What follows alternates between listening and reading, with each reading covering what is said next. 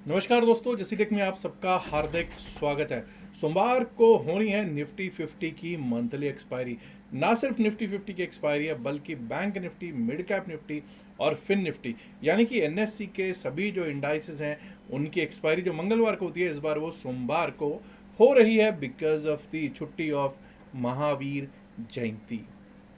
तो दोस्तों, सभी दोस्तों को महावीर जयंती की भी शुभकामनाएं मैं दे देता हूं आज ही। अब बात कर लेते हैं कि स्थितियां क्या हैं। भाई, हालात बद से बदतर होते जा रहे हैं मार्केट के।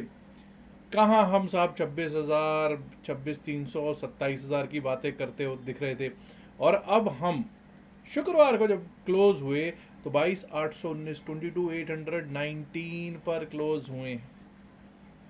क्या यूएस ईरान अभी कोई भी वहाँ पे कोई समझौता होता हुआ दिखाई नहीं दे रहा, कोई राजीनामा होता हुआ दिखाई नहीं दे रहा दोनों पार्टियों के बीच में।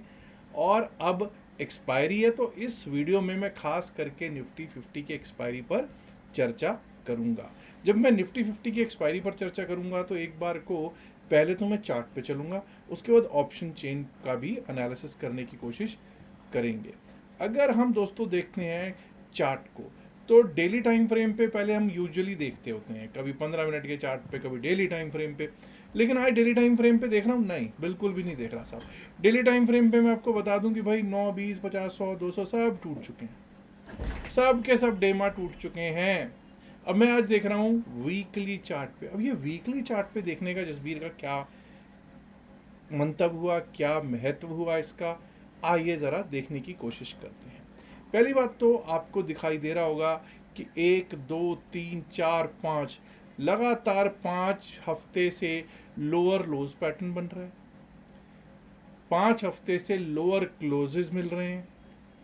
ठीक है जी, क्लोजेस भी लोअर मिल रहे हैं ना हफ्ते के हफ्ते।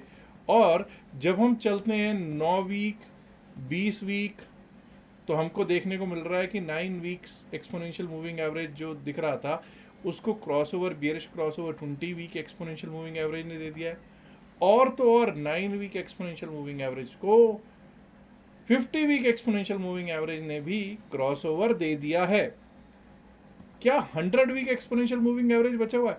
100 हफ्ते का एक्सपोनेंशियल मूविंग एवरेज भी टूट चुका है। और 100 वीक एक्सपोनेंशियल मूविंग एवरेज, इससे पिछली बार हमको एक गैप डाउन जरूर मिला था 2025 में, लेकिन वो आप देख सकते हैं किस तरह से वहां से बाउंस आया था। बट इससे पहले अगर आप जाते हो, 100 वीक एक्सपोनेंशियल मूविंग एवरेज अगर कहीं टूटता हुआ हमको दिखाई दिया था, 2022 में एक बार दिखा था, वो भी एक हफ्ता था। इस समय क्या है, 100 वीक एक्सपोनेंशियल मूविंग एवरेज के नीचे हम 3 हफ्ते हैं। 3 वीक्स लगातार 3 हफ्ते। ज़रा देखते हैं लगातार 3 हफ्ते हम कब थे। लगातार 3 हफ्ते हम थे 2020 फरवरी मार्च में रादर।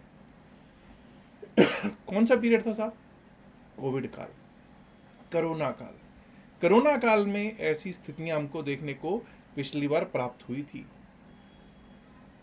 हालात बद से बदतर जब मैं कहता हूं तो उसका कारण आप समझ सकते हैं। लगातार लगातार गिरावट आ रही है, हर हफ्ते दर हफ्ते गिरावट आती हुई दिखाई दे रही है। क्या 200 हफ्ते का एक्सपोनेंशियल मूविंग एवरेज जो कि 21,933 है, यानी 22,000 के आसपास आने की तैयारी कर रहा है? आइए इस पर एक एक बात पर करेंगे चर्चा। और क्योंकि निफ्टी 50 की 30 तारीख को एक्सपायरी है सोमवार वाले दिन, तो सबसे पहले तो देखते हैं ऑप्शन चेन क्या कह रही है। 22,819, 22,819 क्लोज है। नियरेस्ट स्ट्राइक प्राइस ले लेते हैं साहब 22,800। पहली बात तो 22,800 पे जब आप देखते हो तो कॉल साइड का प्रीमियम, पुट साइड का प्रीमियम लगभग लगभग बराबर सा ही दिख रहा है। 208.2, 208.8, लगभग लगभग 416, 417 पॉइंट्स, 416, 417 पॉइंट्स का स्ट्रैडल जो लास्ट टाइम होगा सेल करके गए होंगे। बहुत बड़ा स्ट्रैडल है। और भाई हो भी क्यों ना, जब आपको पता है कि 25, 26 के ऊपर हमारा इंडिया विक्स चल रहा है, तो भाई ये होना लाजमी है, इसमें कोई शक है नहीं। मूवमेंट आने के चांसेस भरपूर हैं जी, भरपूर मूवमेंट आने के चांसेस सोमवार को भी बने हुए हैं। अब जरा यहाँ से एक चीज़ देखते हैं कि पहली बात तो कॉल राइटर कहाँ बैठे हुए हैं, पुट राइटर कहाँ बैठे हुए हैं।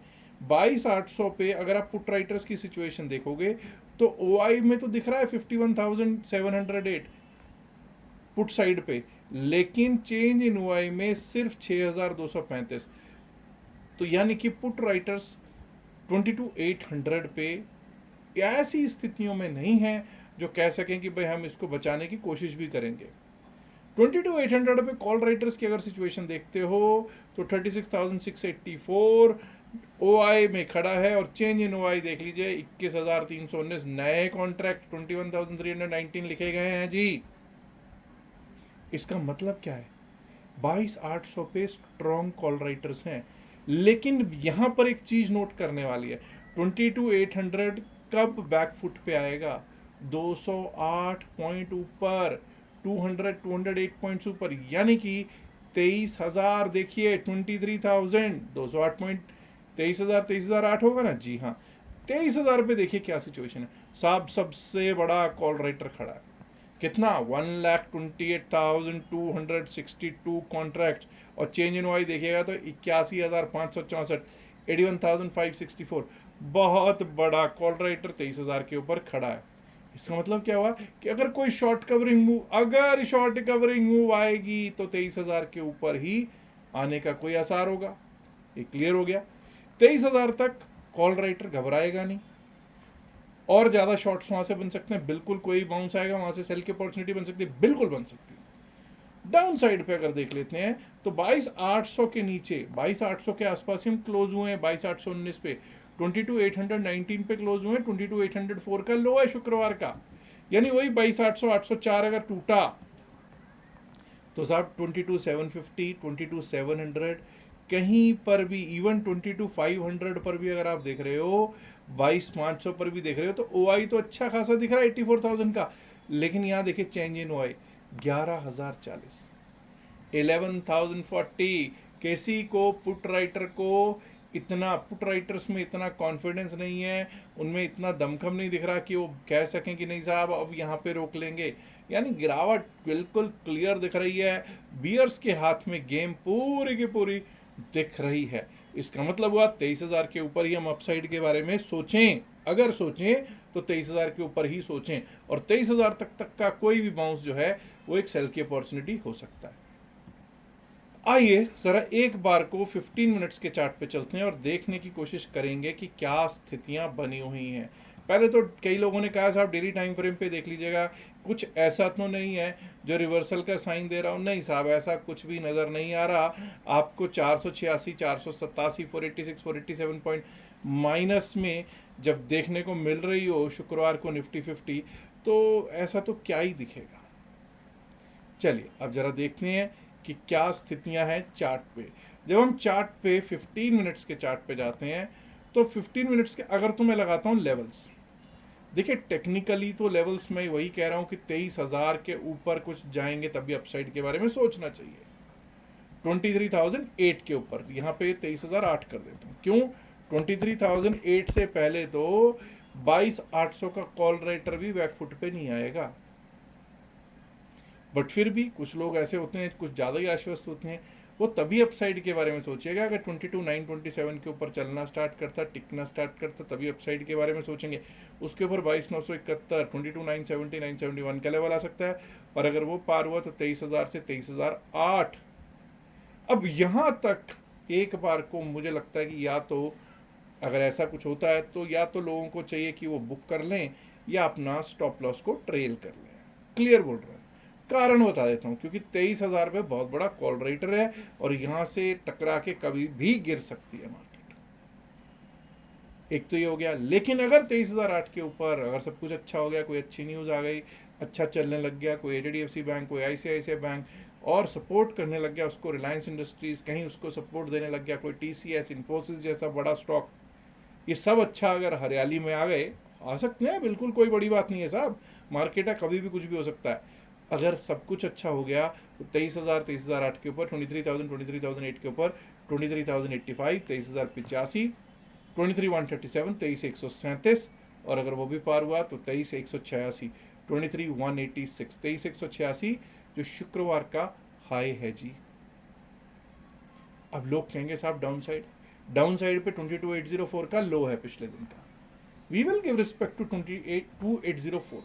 22,804 को रिस्पेक्ट देंगे। 22,800 के पुट राइटर, ऐसी कोई पुट राइटिंग नहीं है खास वहाँ पे, लेकिन उसको हम रिस्पेक्ट ज़रूर देंगे। 22,804 के नीचे अगर जाने लगता है तो 22,752, 22,752, उसके नीचे गए 22,700, 706, 22,706, 22,667, 22,667, 22,619, 22,619 और 22,619 भी अगर कट गया तो 22,560, 22,560 and below 22,560 we might be able to test 22,500, 22,501, 22,500, 501। अब 22,500 पे ओआई तो ठीक ठाक नज़र आ रहा है पुट राइटर्स का, लेकिन नया ओआई नहीं है। चेंज इन ओआई में अगर आप देखते हो तो वहाँ माइनस है, नेगेटिव है, तो वहाँ पर नया कोई जो पुट राइटर हो, कोई कॉन्फिडेंस आ रहा हो, ऐसा 22,500 पर भी नहीं नज़र आता हुआ दिख रहा है। दोस्तों ये तो बात हुई निफ्टी 50 की एक्सपायरी की।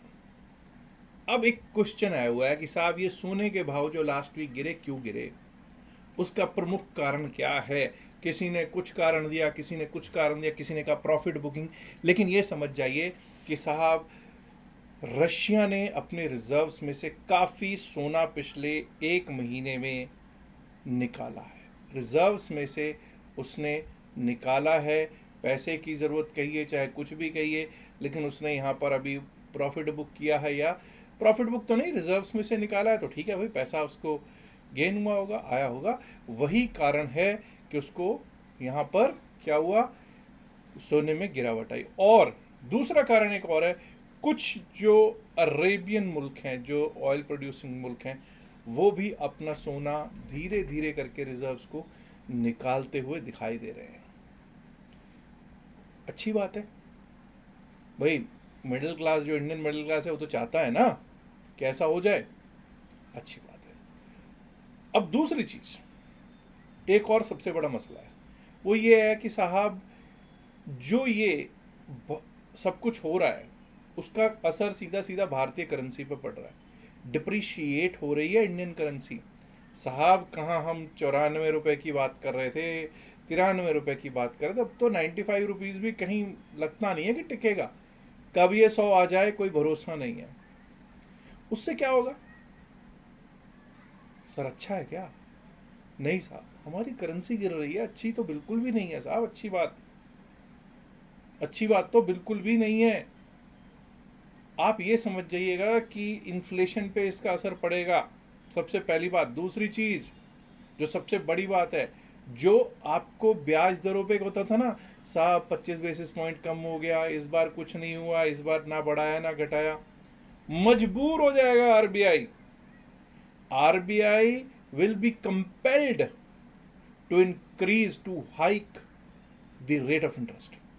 अगर ये स्थितियां चलती रही, रुपया और गिरता रहा, तो रिजर्व बैंक ऑफ इंडिया की मजबूरी हो जाएगा ब्याज दरों को बढ़ाने के लिए।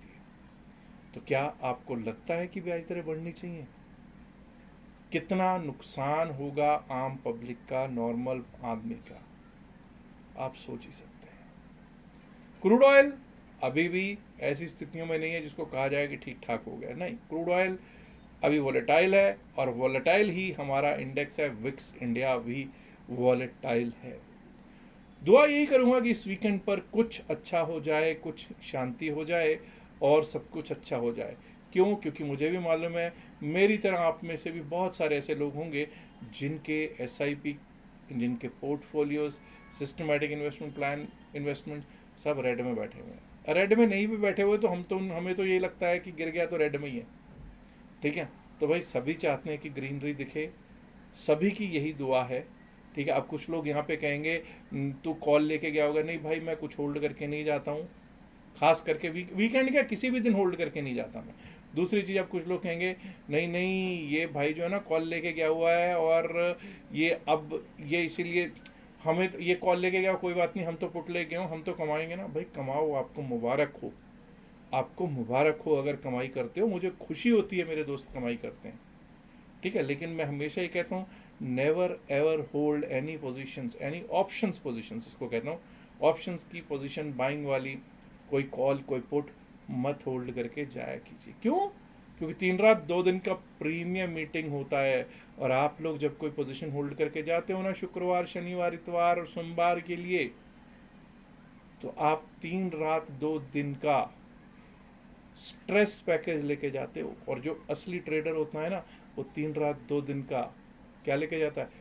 टूर पैकेज लेकर कहीं गोवा घूमने जाता है, कहीं शिमला घूमने जाता है। ठीक है जी।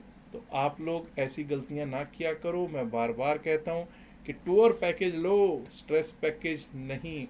अच्छा दोस्तों, दो चीज़ें और हैं। अगर आप लोग हमारे टेलीग्राम चैनल से जुड़ना चाहते हैं तो आपको दिखाई पड़ रहा होगा इस साइड पे बिल्कुल टॉप पे आपको छोटा सा एक क्यूआर कोड दिखाई पड़ रहा होगा, आप उससे जुड़ सकते हैं। वहीं अगर नीचे भी अगर आप देखोगे इस साइड पे, तो आपको यहाँ पर दिखाई पड़ रहा होगा एक और क्यूआर कोड, जिससे आप डेल्टा एक्सचेंज में हमारे लिंक से अकाउंट खुलवा सकते हैं और लाभ पा सकते हैं 3 दिन की क्लास का।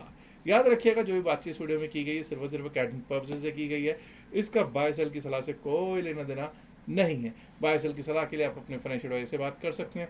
उम्मीद करता हूँ वीडियो को ऑलरेडी लाइक कर चुके होंगे, नहीं किया तो लाइक कीजिएगा, शेयर कीजिएगा इस वीडियो को अपने दोस्तों के साथ ज़्यादा से ज़्यादा संख्या में। माय डियर फ्रेंड्स, अगर आपने अभी तक जैसे चैनल को सब्सक्राइब नहीं किया, देर किस बात की दोस्तों, सब्सक्राइब करना तो बनता है ना। शुक्रिया, नमस्कार, धन्यवाद, good luck for Monday, bye bye.